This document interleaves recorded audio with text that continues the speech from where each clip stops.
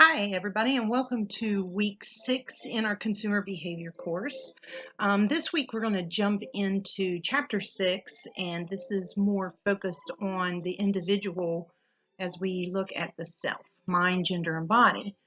In the first 3 chapters in this internal influences section, we have looked at perception, we've looked at memory and learning, and we've looked at motivation and effects. And as I said, this is going to give us a deeper insight into the individual themselves. So here we go. What is up with chapter 6? We are going to look at the self, which is kind of the mental picture. We'll take a look at gender, and male, female, and more. And then we'll look at the body, how using the body consumers can express themselves. Okay, so let's take a look at self. And the first term that you will notice is self-concept in the chapter. And this is the kind of the foundation of self. Although the book gives a great definition of it, I thought it would be better to kind of pull these two terms apart and look at their individual definitions.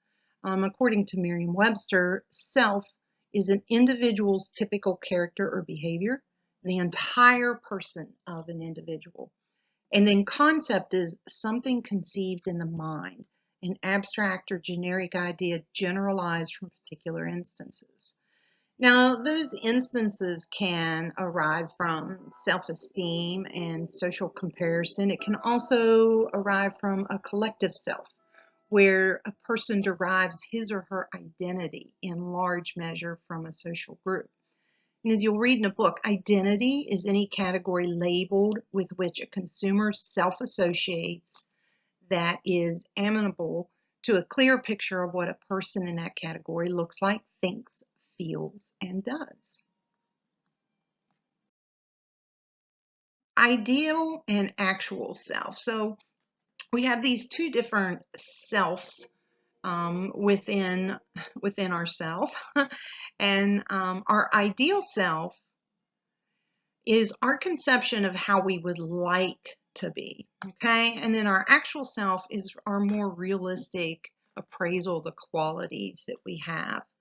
And as such, products usage helps us develop our self-image. To be effective, marketing strategies will want to help us reach the ideal self, but still be consistent with the actual self. If we get too far from either one, then the consumer becomes a little confused. We have what we call impression management, which means that we work to manage what others think of us. If you think about that, the clothing you buy, following fashion trends and stuff like that, that's just one example of how we manage our impression to people around us. We choose some products because we think they're consistent with our actual self, while we buy others to help us reach an ideal standard, that higher standard. We may strategically choose clothing and other products to show off to others. In other words, we're managing their impression of us with our product choices. So consumers demonstrate their values through their purchase behavior. That self-image congruent models is where we choose products when attributes match the self.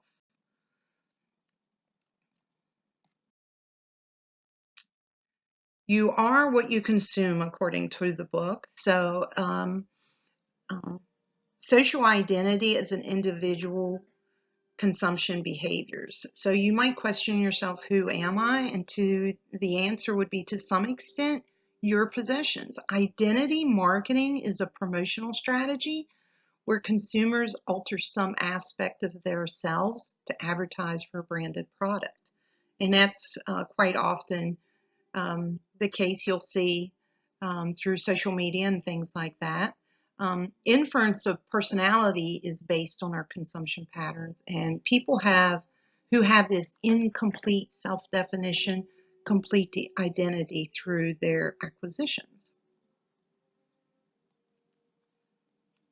And we also have a reflected self that helps shape our self-concept, which implies that people see themselves as they imagine others, how they imagine others to see them. Because what others see includes a person's clothing, jewelry, furniture, car, and so on.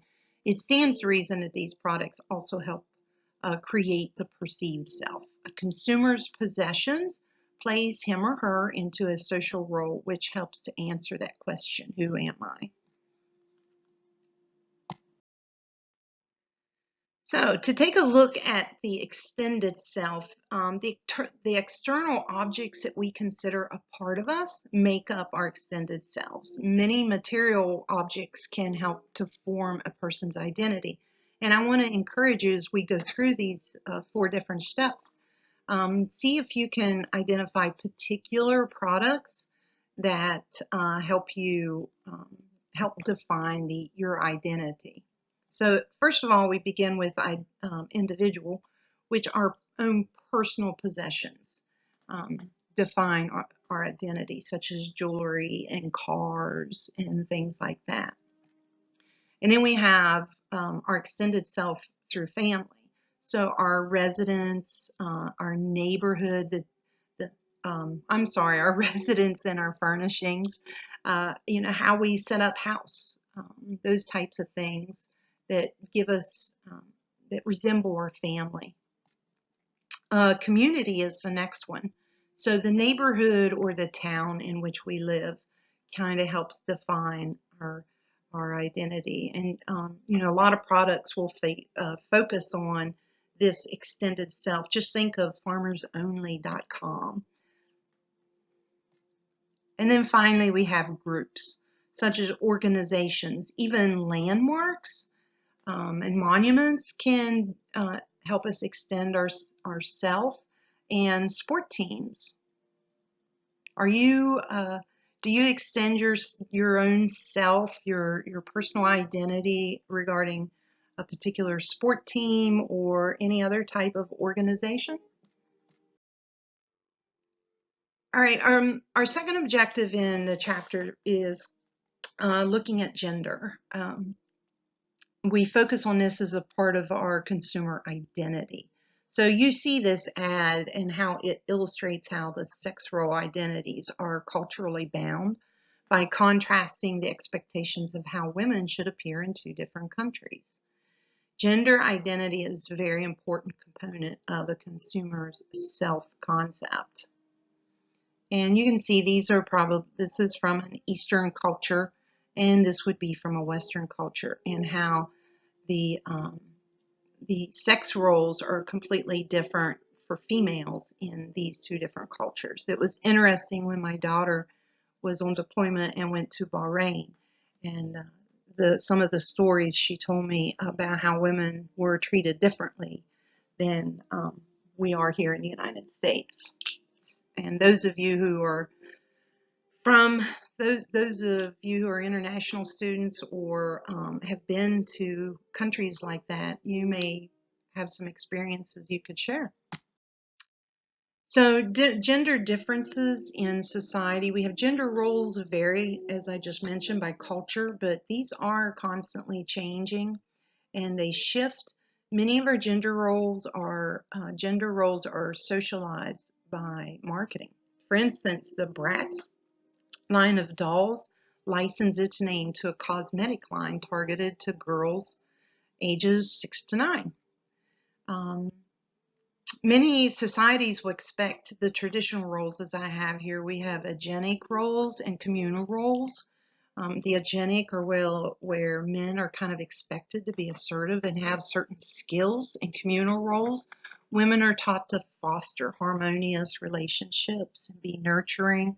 And even though we see, a lot of changes in America in regards to gender roles, we still see a lot of these traditional roles today as well. Many societies expect males to pursue these agenic goals, and but they teach females to value communal goals such as affiliation and building those relationships. Sex-typed traits are characteristics we stereotypically associate with one gender or the other. And there's a lot more in the textbook on this. And then 6 type products, which is interesting to read about. You'll actually see products that take on a masculine or a feminine attributes. So like Princess telephones have a feminine attribute, and Thor's hammer vodka kind of is a masculine type of, of a name for vodka. Virtually every culture has a beauty bias. So when we look at the body as it helps describe the self, illustrate the self, um, the ideal of body is a model or exemplar of appearance. What is beautiful is good is the typical stereotype. Preferences for some genetic features are genetic rather than cultural. So like features such as large eyes, high cheekbone, and a narrow jaw. Ideal beauty, that particular model of appearance, and then physical incorporates physical features, clothing styles, hairstyle, skin tone, body type. And these all actually drive our purchasing decisions. Some favorable physical features that they find to be kind of um, that we're wired to see, to look at, and to identify in different genders, such as an attractive face, a good health and youth, um, balance and symmetry. Um, it's interesting to read about how when people seem to have a symmetry within their face, that both sides are equal, that's seems to be a positive attribute when people are describing them. Feminine curves, that hourglass body shape, typically be is favorable, and then strong male features are your typical favorable physical features. So then we have the physical reflections of self and how we use the body image to um, reflect what we consider our self-concept. And consumers increasingly choose to have cosmetic surgery to change a poor body image or to enhance appearance. These may include things like breast augmentation, liposuction, nose jobs, facelifts, and other types of enhancement. So decorating the self through a body image can serve several purposes. And there's a list of them right here, as you can see. We want to distinguish group members from non-members, such as a gang symbol that you have maybe tattooed on you or something. Place the individual in the social organization. Place the person in a particular gender category. Enhance sex role identification. Indicate desired social conduct. Indicate high status or rank. The way we, our posture even can sometimes do that. If you consider yourself to have a high status or rank, you'll typically sit up straighter and stand straighter and have a firm handshake and some things like that, and provide a sense of security. All right, so let's take a look at what we have to do this week. We need to read chapter 6, of course, and all about the self, and dig deeper into a lot of the concepts that I didn't cover. And I encourage you that when you go shopping, take a look at different products and see if you can tell the self that it is trying to illustrate or um, touch upon. Look at different types of marketing communications and see if it digs this deep into human behavior. Then this week's discussion post it should be a fun one. You're going to be designing your own tattoo, so enjoy that one and be creative. Chapter 6 test will be up very soon that you can do. Written assignment number 2 is now available, and it is due October 7th, so I encourage you to get onto that pretty soon. The sign-up sheets for the particular brand that you are going to use for this assignment is up in the small room right outside of my office. I am in Professor Irwin's old office now, if you don't know that. And so everybody needs to have a different brand to focus on. And then finally, part 2 of the final project is due October 14th, which is a short 3 weeks away. And so if you haven't gotten your book yet, please do so. Get to reading it. Your outline for your final video presentation and a list of your resources will be due October 14th. So don't put that off, okay? If you have any questions, concerns, you need some help on anything, you know where I am, you know how to contact me, please do so. And I hope everybody has a great week and stay dry. Bye.